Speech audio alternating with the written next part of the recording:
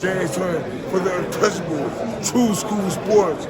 Let's go, baby. Bow! Be careful what you wish for because it can become a reality. Yeah.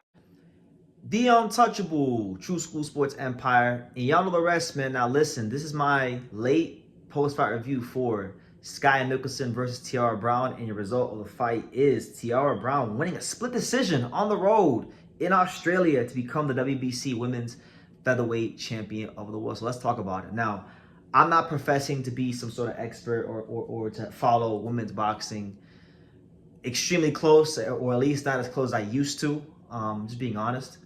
You get older and you have different views on things as you get older. But every now and then, look, when I see a fight in women's boxing that's interesting, which has a good build-up, which has good storylines with two talented fighters, I will tune in. I'll pay attention to it. And this fight was one of those fights because Skye Nicholson is one of the golden girls of women's boxing, Australian Olympian. She had been being propped up as one of the girls that could be Amanda Serrano. And, there's been a lot of rumors out there about her and Eddie Hearn beyond boxing, to just leave it at that, right? So she's been being talked about for all kinds of reasons in boxing.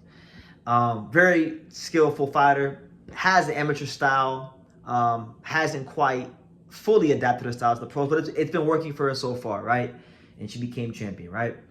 She was taking on Tiara Brown. Tiara Brown, kind of the opposite, been pro since 2016, hadn't been fast-tracked to a world title, but was in position to fight Skye Nicholson for a little bit of time now. And even though I don't follow women's boxing as close as I used to, I know that this is a fight that's been talked about for a long time. A lot of people looked at Skye Nicholson as avoiding Tiara Brown. So there was a lot of talk going into this fight. There was a lot of pride on the line going into this fight. And this fight was really interesting. I think, it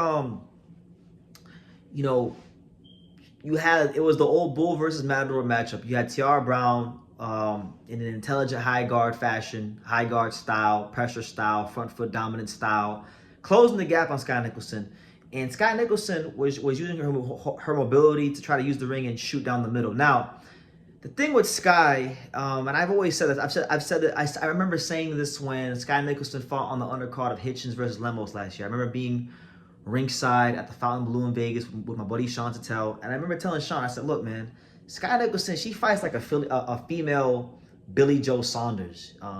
Billy Joe Saunders, very slick, defensive-oriented southpaw who could counterpunch, but did have a very wide punch selection. And I think the same principle could apply to Skye Nicholson.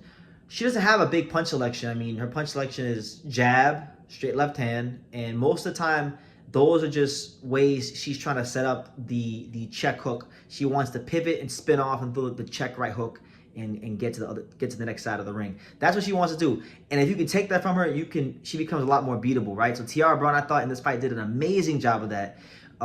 Moving forward in the high guard, closing the gap, making her fight when she didn't want to fight.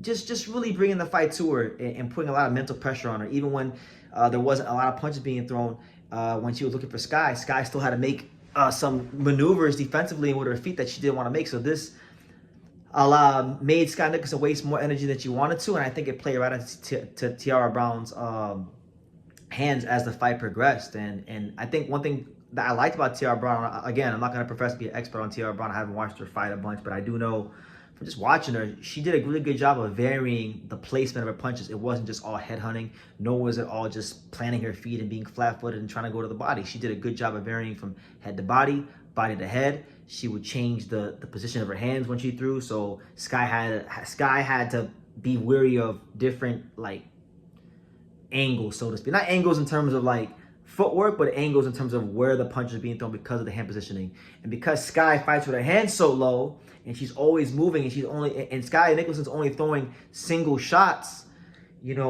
this gave Tiara Brown, she'd have to worry about combinations coming her way because Skye Nicholson's not a combination puncher. That's not in her skill set. So really good fight, close. I thought it was a little wider than the scorecards had it. I would have scored 97, 93, something like that to Tiara Brown. I just thought she was more effective with what she was trying to do.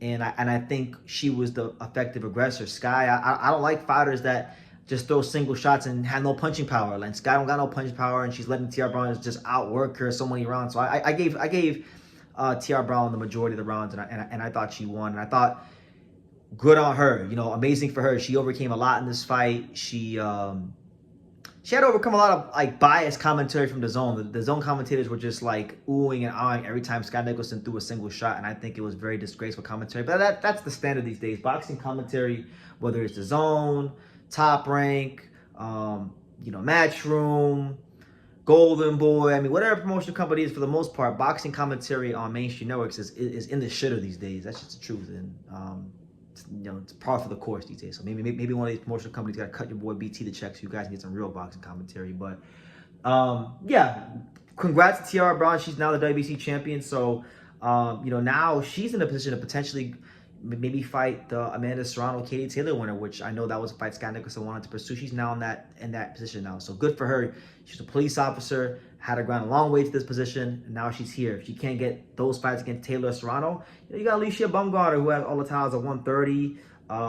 Maybe if somebody from 122 want to come up, you can get like an Ellie Scottney type of opponent. But I think Serrano, Katie Taylor, and Alicia Bumgarner, these are the kind of fights I like to see Tiara Brown in. And of course, if Matchroom and Eddie Hearn and all the parties involved want to do a rematch in the future, then I think Skye should have to earn it, because they made Tiara Brown have to earn it and wait for her shot. And I wasn't even following Tiara Brown's career like that, but just going on Twitter and just seeing the back and forth over the years, Skye Nicholson was not in a rush to fight Tiara Brown. And when you watch this fight, you can definitely see why, because her offensive punch selection got severely and thoroughly exposed, right?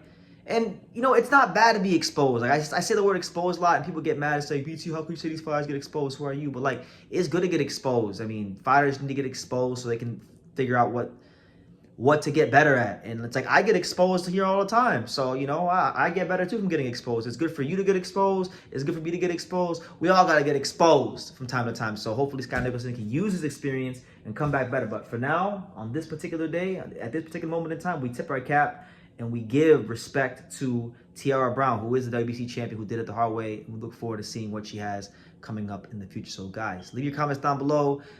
Make sure you guys take the time to subscribe. And like I say in every single one of these videos, you can love me or you can hate me, but I'm just a kid from Daniel. So until next time, take care, guys. Thank you for watching another video on the untouchable True School Sports Empire. For more great boxing content just like this, make sure you click right over here.